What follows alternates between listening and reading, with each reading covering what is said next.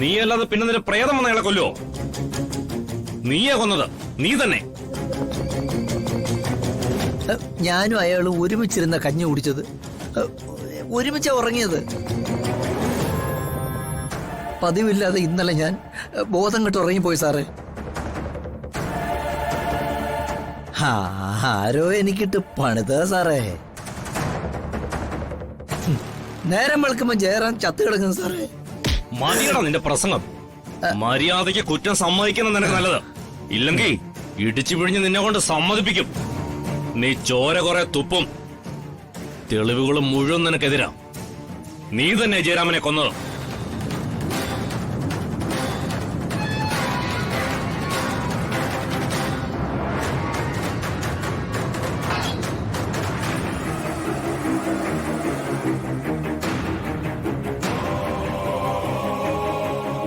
നീ എങ്ങനെ കിടന്ന് തർക്കിച്ചാലും ജയരാമന്റെ കൊലക്കുറ്റം നിന്റെ പെടലിക്ക് തന്നെ.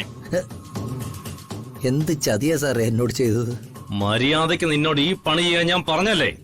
നിനക്കന്നേരം ഇതുവരെ ഇല്ലാത്ത സഹതാപം, കാരുണ്യം എന്ന് വെച്ചാ നീ വലിയ യേശുവല്ലേ.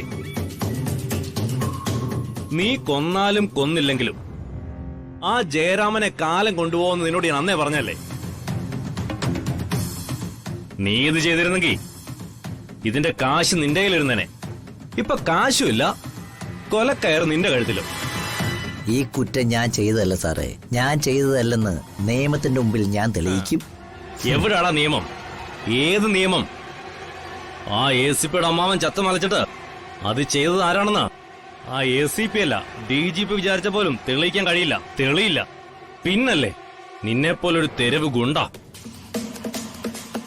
മര്യാദയ്ക്ക് നിന്റെ തലയിൽ നീ തന്നെ എടുത്തു വെച്ചോണം. നിന്നെ കസ്റ്റഡി വാങ്ങാൻ CAയും സംഘവും ഇപ്പൊ ഇങ്ങെത്തും. ജയരാമന്റെ കൊലപാതകം മാത്രമല്ല, ഈ നാട്ടിൽ നടന്ന സകല കേസുകളും നിന്റെ തലയിൽ അവര് കെട്ടിവെക്കും. അതുകൊണ്ട് മര്യാദയ്ക്ക് അവര് പറയുന്നത് നീ അങ്ങ് സമ്മതിച്ചോ.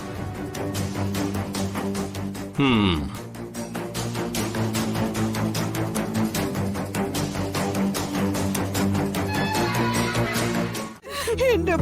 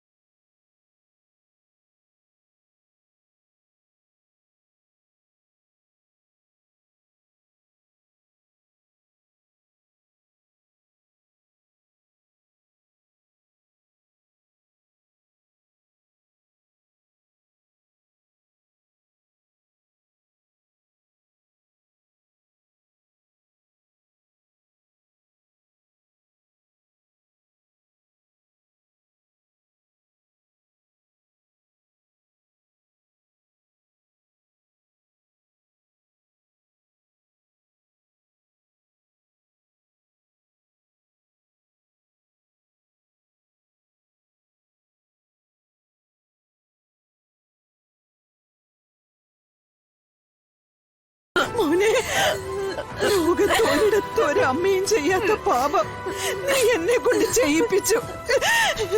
ഞാൻ എന്റെ കുഞ്ഞിനെ ഇരിക്കും പിണ്ടം വരെ വച്ചു. മോനെ,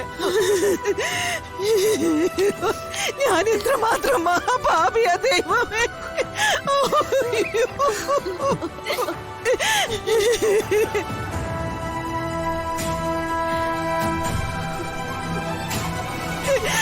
എന്റെ കുഞ്ഞിന്റെ ഈ കിടപ്പ് കണ്ടിട്ട് എനിക്ക് ചങ്ക് പൊടിഞ്ഞു.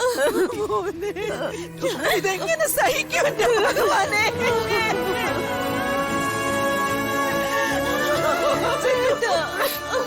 മോനെ, മഹാദ്രോഹിയായി അമ്മ, മഹാദ്രോഹി മോനെ.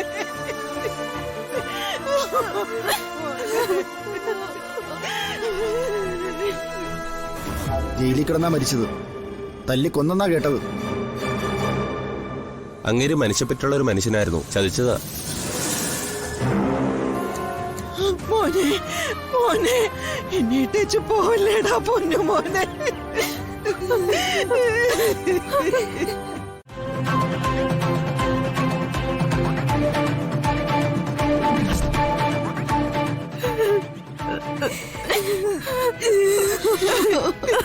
എന്റെ പൊന്നു മോനെ, എന്റെ ഭഗവാനെ.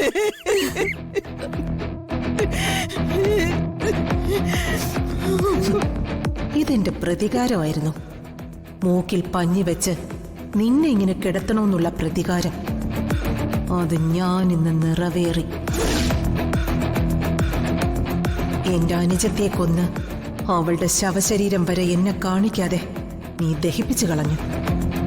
അതുകൊണ്ട് നിന്റെ ശവദാഹം ഞാൻ കണ്ടു നിൽക്കും. നീ കത്തിയമർന്ന് പുക ചുരുളുകളായി ഉയരുന്നത് ഞാൻ കൺകുളിർക്കെ കാണും.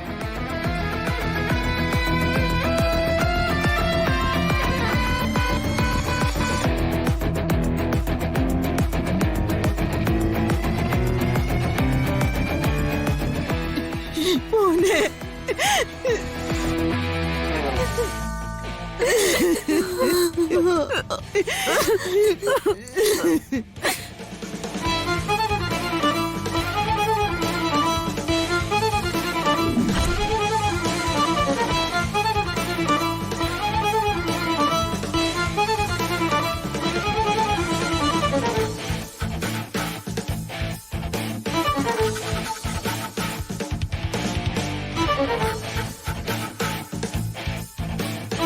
ഇനി ആ നന്ദിനിയും കൂടി കൊന്നിട്ട് ഈ തറവാട് ഞാൻ കത്തിക്കും.